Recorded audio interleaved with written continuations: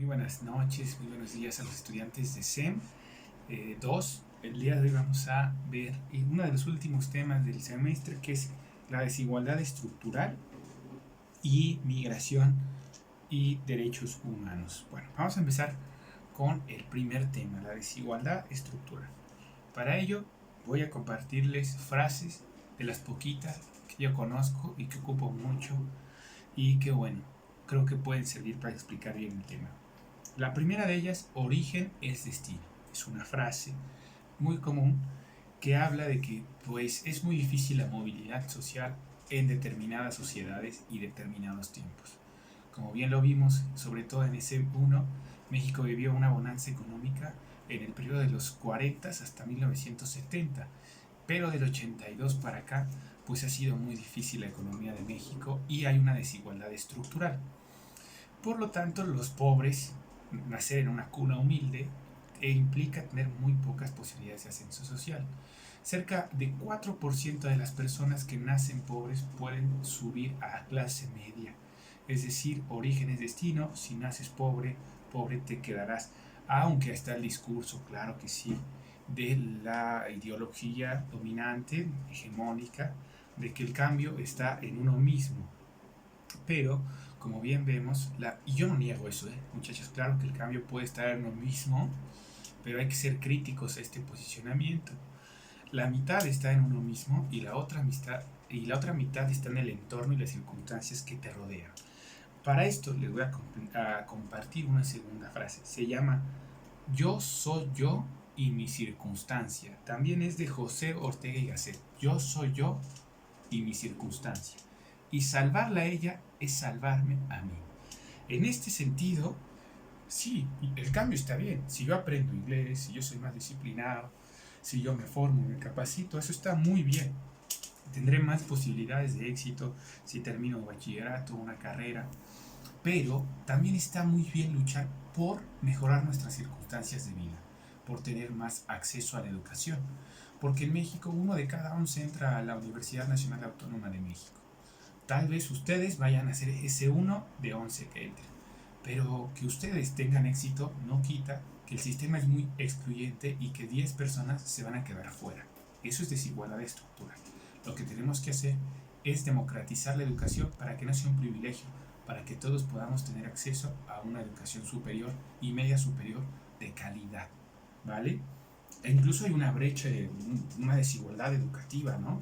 Donde pues, la gente apuesta mucho por los colegios privados porque no cree en la educación pública, piensa que la educación pública es muy precaria y no sales con las herramientas tan poderosas que sales en la educación privada. Aunque yo considero que la educación privada, más que diferencia en conocimientos, te da quizás redes sociales que te conectan mejor con los trabajos y no tanto así una ventaja cognitiva. Creo yo que sí son un poco superiores en el inglés y es ahí donde tienen gran ventaja. Pero bueno, hay que cambiarla. Sí, yo soy yo y mi circunstancia. Estudiaré fuerte para ser ese 1 de 11. Pero quedarme entonces en la educación superior quita esa circunstancia excluyente. Hay que cambiar la circunstancia, porque cambiarla me salva a mí. Bueno, entonces, si todo el cambio está en uno mismo, ¿cómo me explican? Vamos a hacer este bonito ejemplo. Que un trabajador de Walmart tenga en México un salario de 6,000 pesos mensuales y con ello no pueda comprar ni una canasta básica que cuesta aproximadamente 7,500 pesos en México. Es decir, un trabajador de una empresa tan grande y global como Walmart en México apenas puede y comer o medio come. Ni siquiera estamos hablando que paga la renta y los servicios. Pero vean, una serie hermosa que a mí me encantó, Malcolm el de en medio, clásica además, como que de mi juventud y mi adolescencia. ¿En qué trabaja la mamá de Malcolm? En un supermercado. Y bueno, el papá pues es un trabajador ordinario, ni siquiera de puesto alto. La serie trata de una familia pobre en Estados Unidos. ¿Cómo vive una familia pobre en Estados Unidos? Tiene jardín, tiene dignidad, refrigerador lleno, visten bien y ojo, viven con mucha dignidad. Claro, no se la llevan fácil. Cuando Malcolm entra a la universidad en la mañana tiene que trabajar como de conserje para pagar su colegiatura. No están en la gloria, pero ¿vivirá así un trabajador de México que trabaje en Walmart? Tendrá una casa de 2 pisos, con patio trasero, con jardín, con 2 camionetas, podrá llenar así el refrigerador y tener 4 hijos y darle esa calidad de vida? Porque si el cambio está en uno mismo, ahí vemos que las 2 personas son empleados de una sola empresa, tienen el mismo sueldo, es el mismo puesto, pero ¿qué recibe uno y qué recibe el otro? Entonces el cambio no está en uno mismo, está en cambiar las circunstancias para que también el trabajador de Walmart México pueda tener la dignidad laboral del de Estados Unidos. Espero vaya quedando claro el tema. Bueno, origen es destino, yo soy yo y mi circunstancia. Habría que cambiar las circunstancias de salarios muy bajos y de exclusión educativa. En México, mientras más excluyente sea el sistema educativo, más se acentúa la desigualdad estructural, porque el sistema está hecho para que no te quedes, para que pierdas. Y la desigualdad es salarial, que está hecha para que la gente pues no viva bien, para que haya desempleo, para que los salarios sean muy bajos. La inmensa mayoría no triunfan en la vida, pero no buscan cambiar la realidad social ni transformarla, sino buscan leer un libro de automotivación, el cual está súper bien. Pero bueno, hay que tener conciencia de clase y conciencia social para saber que la realidad es más compleja que uno mismo. Bueno, segundo punto, muchachos, políticas de inclusión. Creo yo que pues en México quedan muy superadas por la realidad. Las políticas de inclusión tienen que ver con los programas sociales que son como paliativos para que la gente pueda salir de esa pobreza estructural que ya les expliqué. En este sentido, el programa Jóvenes Construyendo el Futuro de Andrés Manuel López Obrador es un programa de inclusión social para personas que no estudian y no trabajan, pero no quiere decir que sean unos arrogantes, simplemente que viven en un sistema excluyente. Y bueno, es un sistema como de becarios para irlos insertando al mundo laboral y así incluirlos.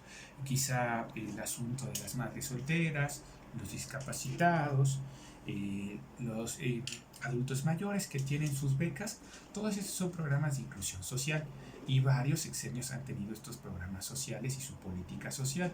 Por ejemplo, cuando yo era niño, en la época de Salinas, 94-2000, se manejó el programa Solidaridad.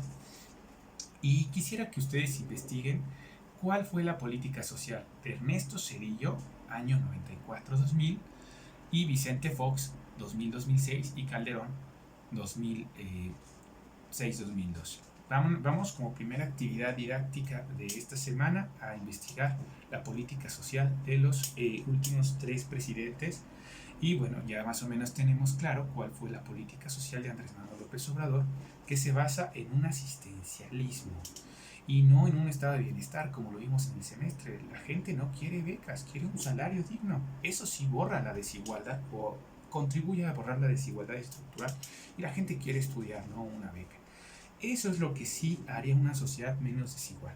México es el segundo país más desigual de la OCDE, después de Brasil, y me parece que Estados Unidos también es un poco más desigual que México, pero es un país tan rico que bueno, la desigualdad no se siente tan feo como aquí en México, donde tú trabajas muy duro, pero a veces no te da ni para pues vivir en un cuartito, en la barranca, en el cerro, tipo Rosario Tijeras. También esta es una serie en la primera temporada que explica muy bien la realidad, ¿no? De exclusión, de marginación, viven en un cerrito, en una casita como de lámina, donde todo está amontonado, difícil de acceder, mucha violencia. Esas son las condiciones estructurales. Las personas que nacen ahí están estigmatizadas y difícilmente podrán salir adelante, aunque la gente les diga que el cambio está en uno mismo. La realidad es mucho más compleja. Bueno, último tema, migración y derechos humanos. Les voy a dejar una película de migración para que la analicemos. Simplemente decirles que ningún migrante es ilegal, porque uno de los derechos humanos es la libertad, y la libertad de tránsito, ¿ok? Nadie es ilegal en el mundo, no es un migrante ilegal, porque todos tenemos el derecho de migrar y todos somos ciudadanos del mundo, y en este sentido sería migrante no documentado, o lo que en algún tiempo en los 90 decían que era el mojado. Hasta hay una canción de Arjona que se llama así, El Mojado, o Clandestino de Manu Chao, o La Jaula de Oro de los Tigres del Norte. Los derechos humanos, ¿quiénes los violentan? Los violentan los estados cuando reprimen la migración y cuando limitan el acceso, digámoslo así, a poblaciones extranjeras, no dan asilo político. En el caso de México, vivimos el año pasado una polémica bien fuerte porque el gobierno de Andrés Manuel López Obrador, pues básicamente decía, vengan las caravanas migrantes, está bien, porque entonces no estamos reprimiendo el derecho a migrar. Muy bien, Andrés Manuel López Obrador. Pero Trump dijo, te doy 3 meses para que pongas esto en orden y construyas tu Guardia Nacional y limites el acceso a los migrantes. Y limitar el acceso a los migrantes y militarizar el país y reprimir el derecho a migrar, eso es violación a los derechos humanos. Entonces, bueno, importante señalar aquí los derechos humanos que se surgen después de la Segunda Guerra Mundial. En México, como ustedes bien saben, está la CNDH que se crea en el 91.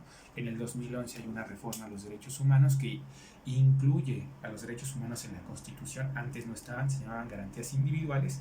Nuestra Constitución en 1917 tenía 135 artículos, en el 2011 se suma 136 porque hay uno último que dice que nada está por arriba de los derechos humanos, ni la Constitución de México, y el primero dice garantías individuales y derechos humanos. Entonces los derechos humanos, ¿quién los violenta? El Estado. Deben de procurar la vida, la dignidad, la educación, y los cuida obviamente un organismo autónomo para que los policías pues no nos repriman y haya libertades de expresión, de manifestación, etcétera, y bueno, se viva democráticamente en un país sin abusos de autoridad. Bueno, dejaré